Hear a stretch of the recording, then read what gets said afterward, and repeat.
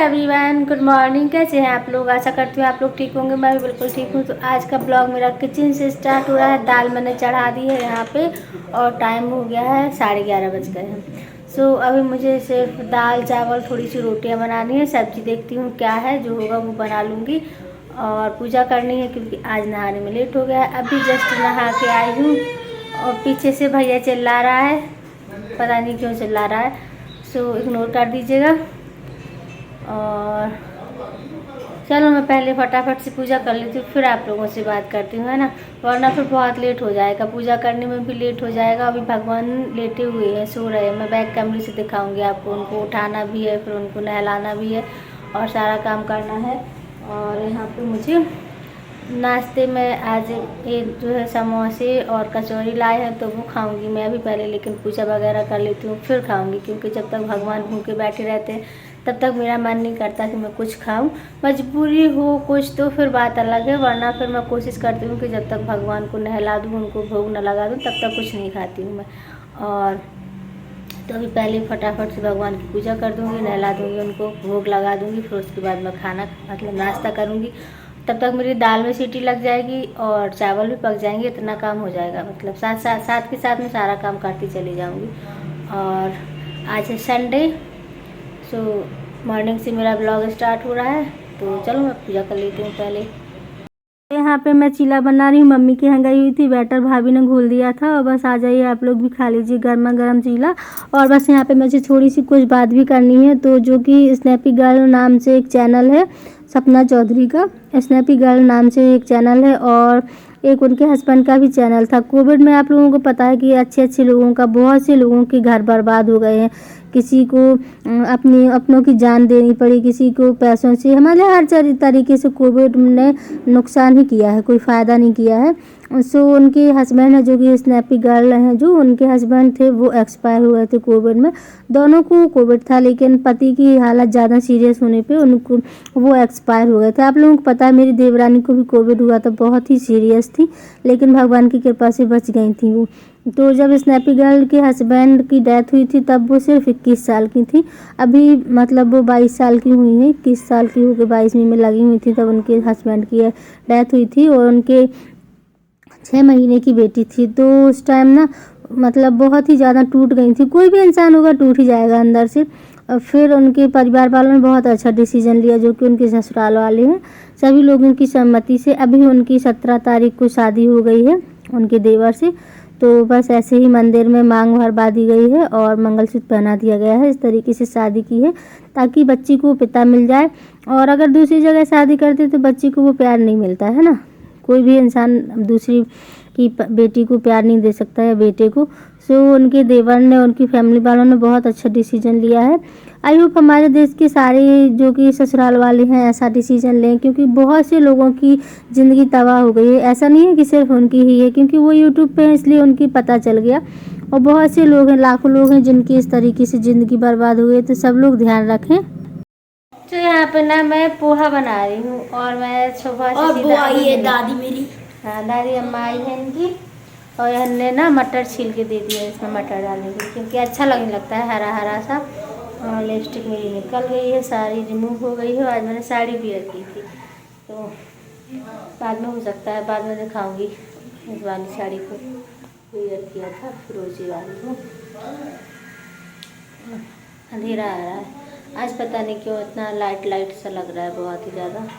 पूजा वगैरह से मतलब शाम की दिया बाती हो गई है।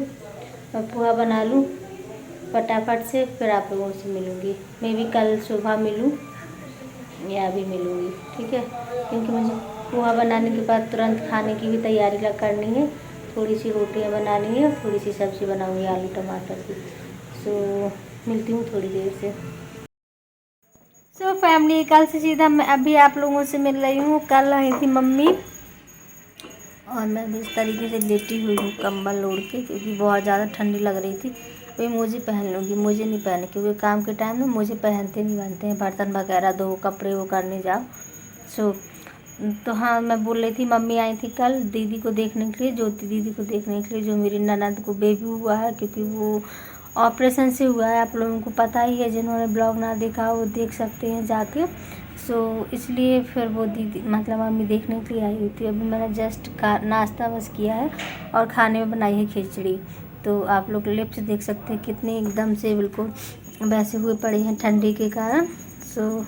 मैंने आज लिपस्टिक भी नहीं लगाई, अभी कुछ भी नहीं लगाया, फेस में भी कुछ नहीं लगाया। आप लोग देख सकते हैं कुछ भी नहीं लगाया मैंने फेस में, और लिपस्टिक भी नहीं लगाई, कुछ नहीं किया। मतलब ऐसे ही बैठ गई थी। मैंने सोचा चलो पहले थोड़ी देर सो लेते हैं, फिर आप लोग फिर कुछ काम करेंगे। मम्मी देख के आ गई हैं। और पता है दीदी जो मंगलसूत्र पहनी हुई थी, तो मतलब जब ऑपरेशन होता है तो तब तो सब कुछ उतार देते हैं डॉक्टर्स, इन्फेक्शन ना हो जिसके लिए। तो फिर उसके बाद जब वो ठीक हो गई, 17 को उनका बेबी हुआ था, तो 18 तारीख को उन्होंने पहन लिया मंगलसूत्र। तो पता नहीं क्या हुआ क्या नहीं हुआ, उन्होंने नीचे रख दिया उतार के। पहना या नहीं पहना मुझे क्लियर नहीं पता है, क्योंकि मेरी अभी बात ही नहीं हुई है दीदी से। लेकिन उनके जो कपड़े चेंज हुए बैठ के, जैसे कि होते हैं ना रोज़ डेली सुबह सफाई होती है, झाड़ू पोछा होता है, बैठ के कपड़े चेंज होते हैं, तो बस वो कपड़े चेंज हुए और उसमें ही वो बेड पे ही रखे हुए थे दीदी मंगलसूत्र को। काफ़ी बड़ा मंगलसूत्र था, मतलब ये आप सोच सकते हैं 40-45 हज़ार के समथिंग का था। वो रखा हुआ था, दीदी रखी थी, और पता नहीं किसने मतलब वो बैठ के कपड़े लेके गई, उसी में वो कपड़े चले गए। फिर दीदी को बाद में बहुत टाइम बाद याद आया कि मेरा जो मंगलसूत्र था वो कहाँ गया, लेकिन तब तक तो वो जा चुका था, है ना। तो उन्होंने पूछा, मतलब पूछा कि अब वो तो इस हालत में भी नहीं है कि यहाँ से वहाँ ढूंढ लेती, लेकिन घर वहाँ पे जो हॉस्पिटल का रूम है वहाँ पर उन्होंने जाने कितनी बार तलाश कर लिया, देख लिया। नर्सों से भी पूछा, जो सफाई कर्मी होते हैं उनसे भी पूछा, लेकिन कोई नहीं बोला कि मेरे पास है, मुझे मिला है। लेकिन देखो जब हॉस्पिटल में है और उन्होंने बेड पे रखा हुआ था, तो कपड़े वो बेडशीट वगैरह लेके गई हैं, तो गया तो वो वहीं है, सफाई कर्मियों के हाथ में हो सकता है या फिर किसी नर्स सिस्टर के हाथ में होगा, पर है तो वो हॉस्पिटल के ही किसी न किसी स्टाफ मेंबर के पास, लेकिन देना नहीं चाहते। फिर जैसे ही पूछताछ की तो फिर वो कसम खाने लगे, मैं कसम खा सकती हूँ ऐसा वैसा। तो फिर सबने बोल दिया चलो छोड़ो जाने दो, और अब जो होना था वो तो हो ही चुका है, बट क्या कर सकते हैं। पर ऐसा नहीं करना चाहिए ना कि हॉस्पिटल लोग जाते हैं अपनी बहुत उससे जाते हैं। मतलब एक तो ठीक है दीदी की गलती है कि उन्हें वैसे बेड पे नहीं रखना चाहिए था, लेकिन पता नहीं उन्होंने क्यों रख लिया, उनके वो नहीं होगा। फिर दूसरा, हॉस्पिटल में ऐसा नहीं होना चाहिए, कोई भी चीज़ ऐसे अगर किसी को मिलती है वो तो वापस दे देनी चाहिए, क्योंकि वहाँ पे एक उस तरीके से जाते हैं हम लोग, मरीज़ जाते हैं, मरीज़ का तो क्या क्या सामान नहीं होता है। अब पर क्या कर सकते हैं, दीदी का इतना बड़ा नुकसान हो गया है ना, हॉस्पिटल में इतना बड़ा नुकसान हुआ, तो क्या कर सकते हैं, सफाई कर्मियों और स्टाफ की गलती की वजह से। और क्या करें, चलो इस वीडियो को यहीं पे ना एंड कर देते हैं, क्योंकि काफ़ी लंबा वीडियो हो रहा है। मिलेंगे नेक्स्ट वीडियो में, तब तक के लिए बाय बाय।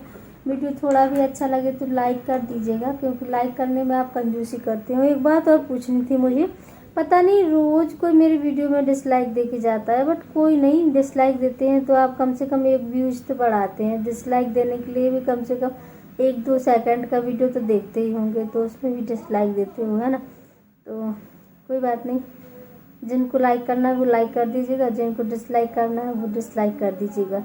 कम से कम वीडियो तो देखते हैं आप लोग, मुझे इस काबिल तो समझते हैं। मिलते हैं नेक्स्ट वीडियो में, तब तक के लिए बाय बाय।